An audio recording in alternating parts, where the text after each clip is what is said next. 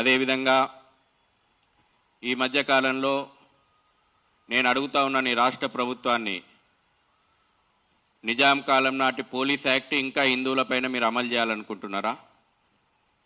ఈ మధ్యకాలంలో పండుగల మీద ఆంక్షలు, హిందూ ఉత్సవాల మీద ఆంక్షలు, మీరు ఆ పోలీస్ యాక్ట్ కింద చూస్తే పాతకాలం నిజాం కాలం లోపట, రజాకార్ల కాలం లోపట హిందువుల ఉత్సవాలను నిషేధించడానికి తీసుకొచ్చినటువంటి చట్టం ఈ రోజు కూడా తెలంగాణ లోపట అమలవుతూ ఉంది.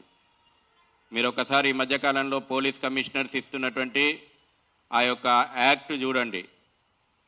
ఫాసిల్ సంవత్సరం యొక్క తేదీతోటి నిజాం కాలం నాటి చట్టాలు వస్తూ ఉన్నాయి. ఇవాళ అసదుద్దీన్ ఓవైసీకి ఆయన చెప్తున్నాడు ఇవాళ సౌండ్ల మీద నిషేధం చేయాలి పండుగల మీదని. అరే భయ్, నీకు షరియా లా ప్రకారం నీకు సంగీతం నిషేధం, నువ్వు వాడుకోకు.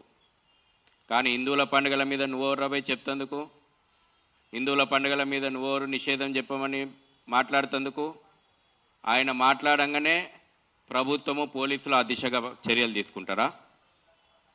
ఇది నిజాం కాలం కాదు, ఇది రజాకార్ల కాలం కాదు, ఇది ప్రజాస్వామ్యము, హిందువుల యొక్క ప్రాథమిక హక్కులుంటాయని చెప్పేసి ప్రభుత్వం పోలీసులు గుర్తెరగాల. ఏ రకంగా మానసిక స్థితి తయారైందంటే ఈ ప్రభుత్వాలది మొన్ననే చూసినాం మనం. ఒక రోజుకు అటు ఇటుగా ఉగాది, రంజాన్ అయింది. అరే, ఉరికురికిపై ప్రజలు కట్టిన ట్యాక్సులతోటి ఇఫ్తార్ విందులు ఇస్తిరి, మరి ఎందుకు రంజాన్ ఉగాది వేడుకలకు కనీస కార్యక్రమాలు చేయలే? అన్ని ప్రభుత్వ విభాగాలు, పోలీసు శాఖ కూడా ప్రభుత్వం కట్టినటువంటి మా ట్యాక్స్ పేయర్స్ మనీల నుంచి ఇఫ్తార్ పార్టీలు ఏర్పాటు చేయమని ఏ చట్టం చెప్తుంది మీకు? ఏం అపీజ్మెంట్ పాలిటిక్స్ మీవి? హిందూ పండుగలు వచ్చేవరకేమో ఆంక్షలు, లాఠీలు. ఎందుకు పెట్టలే మరి ఉగాది రోజు ఉగాది కార్యక్రమాలు ఎందుకు పెట్టలే? ఈ డిపార్ట్మెంట్లన్నీ తెలుగు సంవత్సరం కదా, తెలుగు రాష్ట్రం కదా, తెలుగు నూతన సంవత్సరం కదా.